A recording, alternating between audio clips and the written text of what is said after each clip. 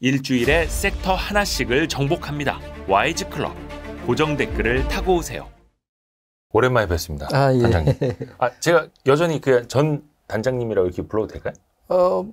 네. 전 단장은 맞으니까요. 네. 방위사업청 전 사업단장 정광선 단장님. 지난번에 나오셔서 저희 그 KF21에 대해서 굉장히 친절하게 다양하게 알려주셔가지고 큰 도움 됐습니다.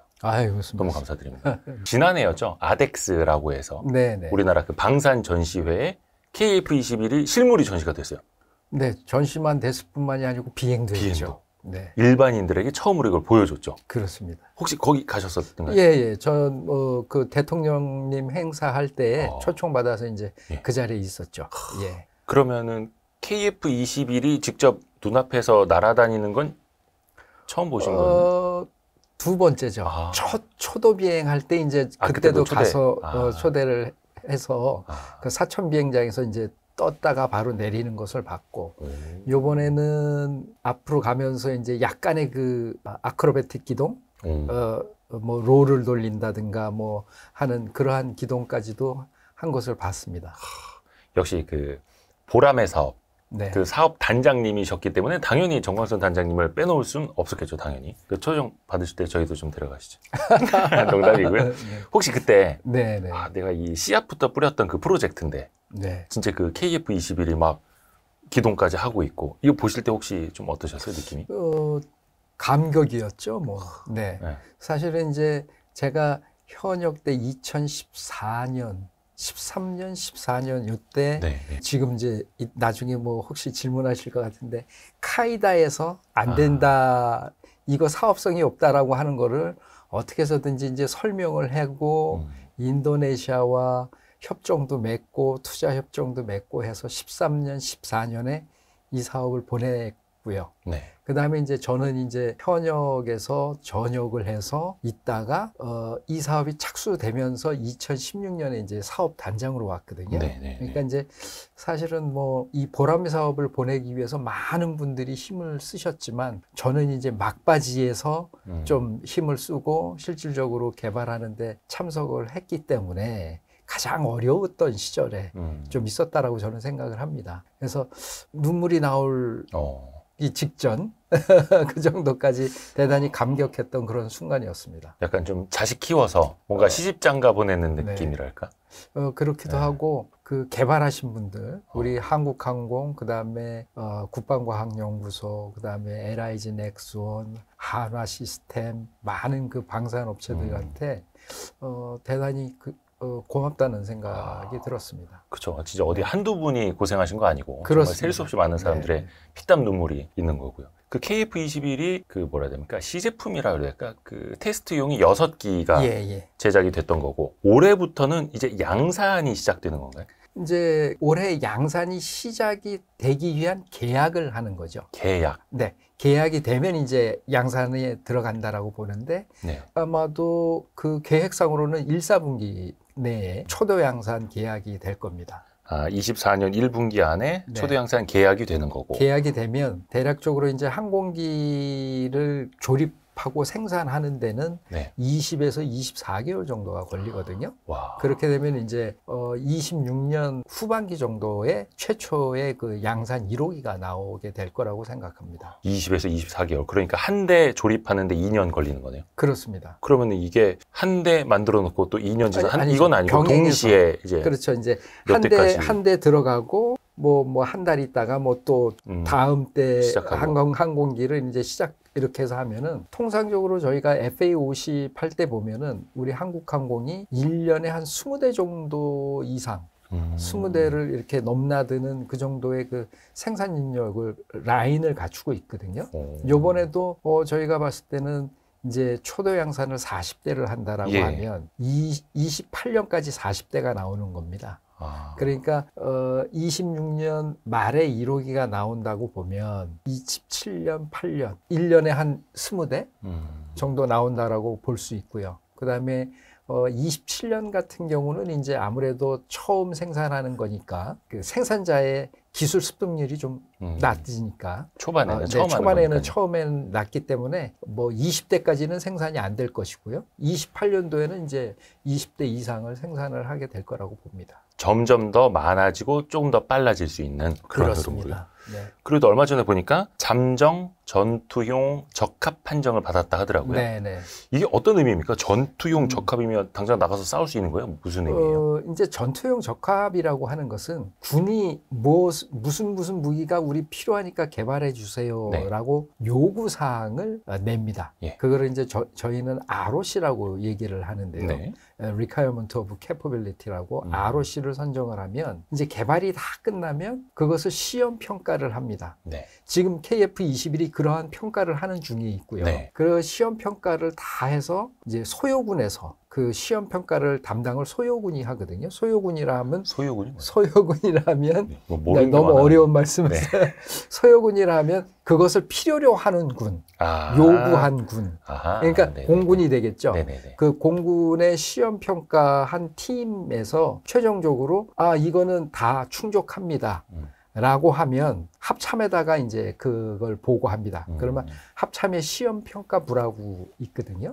그러면 이제 거기서 이렇게 판정을 해가지고 아마도 지금 절차는 국방부에다가 올리는 걸로 알고 있고요. 그럼 국방부에서 이제 판정을 하는데 전투용 사용 가압 판정은 모든 시험 평가가 끝났을 때 하는 것이고, 네.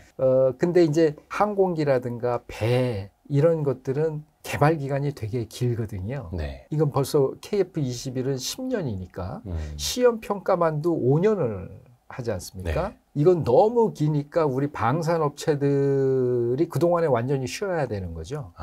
완전히 쉬어야 되고, 그러면 이 시험 평가가 개발이 다 끝난 다음에 시험 평가를 하게 되면 또 다른 기간이 드는 거죠. 예를 든다면 개발을 한 다음에 시험 평가 다 끝나고 다시 그때서부터 생산을 하게 되면 정말 많은 시간이 걸리겠죠. 붕 떠버리죠. 네. 그렇기 때문에 현재 규정에는 함정이나 항공기, 위성 이런 것들에 대해서는 개발 기간이 너무 길고 생산을 준비를 할 시간을 가져야 되기 때문에 중간에 어느 정도 이 무기 체계에 대한 기본적인 성능, KF-21 같으면은 뜨고 나르고, 지금 블록 1 같으면은 공대공 능력을 가졌으니까 공대공 미사일도 한번 떨어뜨려 보고, 떨어뜨렸을 때 뭐 항공기를 치는 그런 문제가 없는지, 그 다음에 초음속도 해보고, 이런 어떤 기본적인 항공기로서 가진 기본적인 이러한 성능만을 테스트한 다음에 문제가 없다 하면 우선적으로다는 이제 양산에 들어가는, 그것이 이제 잠정 전투용 사용과 판정을 하고, 최종적으로 저희 그 보라매 사업 같은 경우는 26년까지는 계속 지금도 시험 평가를 하고 있습니다. 그때 26년 가서 이제 최종적으로 전투용 사용과 판정을 하게 될 겁니다. 아하. 그 이야기하셨던 초음속 비행하고 공대공 무장 분리까지 이제 완수가 됐다 하더라고요. 그러면 여기서도 이제 끝나지 않고 어떤 테스트를 계속해야 되는 거예요, 앞으로? 할 거가 너무나 많죠. 할 거가 너무나 많은데, 일단 간단히 지상에서 테스트할 것들을 본다면 고온, 극저온, 이런 데서도 이게 작동이 가능해야 되니까 작동이 가능해야 되니까 그것은 저희 서산 쪽에 가면은 그 시험 시설이 있습니다. 항공기 그거를 평가하기 위한 별도의 또 시험기를 저희가 제작을 해놓은 게 있거든요. 그거는 이제 비행을 안 하고 완전히 구조적인 것만 하는. 그래서 그거를 가지고 거기다가 넣어서, 제가 정확한 그 온도는 모르겠지만 마이너스 뭐 20도까지 했을 때 이 항공기가 시동이 걸리고 작동이 되는지. 거의 냉동 창고 같은 데 들어가세요? 그렇습니다. 비행기 거다 넣어놓고. 그런 거 하고, 그 다음에 고온에서도 이게 각종 그 전자장비가 작동을 하는지. 그 다음에 EMI, EMC라고 해서 전자기 간섭.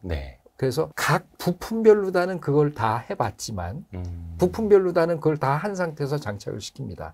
하지만 그것을 이제 기체에다가 다 몰아넣었을 때 어떠한 또 영향이 있는지, 그런 EMI, EMC 같은 것들, 그런 것들도 하고, 그 다음에 이제 공중에 올라가서는 매 고도별로 다 체크를 합니다.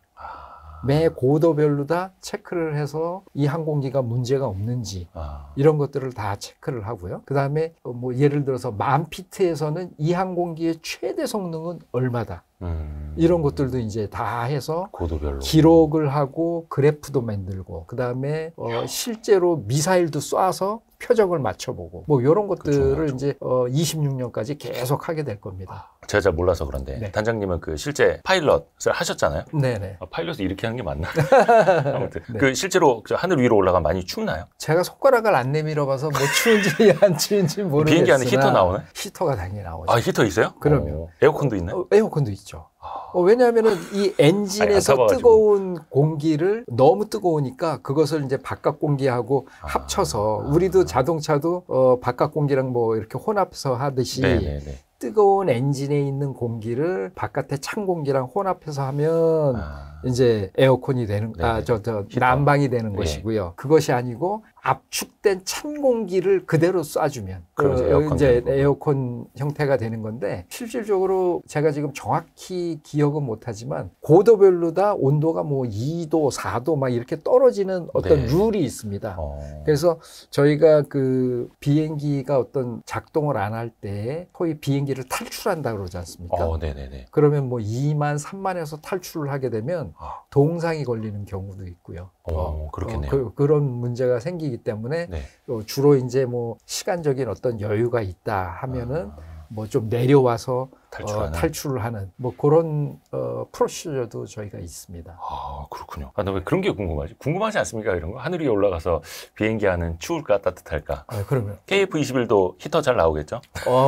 엄청 잘 나오죠. 요즘 약간 제네시스 이런 느낌입니까? 그렇죠. 제가 탄 비행기는 이제 이 KF-21이 대체하고 마구 지금 이제 도태라는 거는 좀 그렇고 태역 중에 있는 F5인데요. 네, F5 타셨다고. 네네. F5인데 그것은 여름에 지상에서는 너무 덥습니다. 에어컨이 작동이 안 돼서. 일단 올라가야지 좀 이제 에어컨이 작동이 되려면 파워를 좀 넣어야 작동이 되는데 이 지상에서는 파워를 넣으면 뭐 속도가 빠르니까 그게 안 되잖아요. 네네. 그래서 뚜껑, 저희는 그걸 캐노피라고 얘기를 하는데 네네. 그거를 열어놓고 다니고 지상에서는 그냥 완전히 유리 뚜껑이요? 네, 유리 뚜껑. 네네네. 그래서 지상에서는 완전히 땀으로 범벅을 하는데 F-16, F-15 항공기만 해도 지상에서 뚜껑을 닫고 다닙니다. 에어컨 잘 나옵니까? 잘 나오기 때문에 밖에 공기 안 맞으려고 이 뚜껑을 닫고 다닙니다. 그러니까 KF-21은 얼마나 더 좋겠어요. 진짜 제네시스급 되는 거네요. 진짜. 그렇습니다. 우리 단장님은 그 F5로 고생 많이 하셨습니다. 네. 근데 이제 아까 양산 이야기 하셨는데 이제 KF-21도 잘 만들어야겠죠. 근데 우리가 FA-50은 그래도 요거는 경공격기니까 진짜 전투 상황에서 쓰일 수 있는 거를 한국 항공우주 카이에서 만들어 봤다 이거죠. 그래도 KF-21하고는 또 다를 거 아닙니까? 이거는 4.5세대니까. 그러니까 4.5세대 양산은 또 처음이고 어떤 점이 좀 많이 중요할까요? 아니면 우려가 되시는 게 있나요? 일단은 그러한 우려를 없애기 위해서 저희가 이제 그 계약을 하기 전에 정부 최고위 위원회, 그걸 이제 방위사업 추진위원회라고 얘기를 하는데요. 방위사업 추진위원회에서 양산을 승인받기 위한 양산 계획서를 제출합니다. 그 이제 방위사업 추진위원회의 위원장이 이제 장관님이시거든요. 국방부 장관이신데 그 전에 뭐를 하냐 하면 제조 성숙도 평가라는 것을 합니다. 성숙도요? 네. Manufacturing Readiness Assessment. 그래서 이 한국항공이 KF-21을 생산할 수 있겠는가? 하는 평가를 하도록 되어 있습니다. 그래서 뭐 라인은 갖춰졌는가, 공정은 표준화되어 있는가, 그런 거 등등등등을 다 보고 그것이 대략 평가의 수준이 1부터 10까지 있는데 8 이상이 돼야 이제 그 양산을 할 수 있도록 되어 있습니다. 그래서 그 평가는 당연히 통과를 했다라고 저는 보고요. 그 다음에 한국항공이 그러한 능력은 저는 충분히 갖고 있다. 라고 보고 있습니다. 왜냐하면 저희가 그 유튜브에도 많이 나왔는데 시제기를 조립할 때 바닥에서 끌고 가는 항공기 이 부분을 끌고 가가지고 이렇게 자동으로 맞춥니다. 자동으로 맞춥니다. 근데 그 다른 나라를 좀 보십시오. 그 영국이나 뭐 스웨덴 이런데 그런데 과거 그 항공기를 조립을 할 때는 사람이 끌고 가가지고 이렇게 해서 맞췄습니다. 그러면은 이렇게 맞힐 때 볼트는 어떻게 이쪽 구멍하고 이쪽 구멍하고 맞아야 될 거 아니겠어요? 그쵸? 정밀하게. 네, 정밀하게 맞아야 되는데 그런 것들이 잘 안 맞을 수도 있고요. 그래서 그런 어려움이 있는데 이번에는 한국항공이 제가 그 장치를 개발한 것으로 알고 있는데요.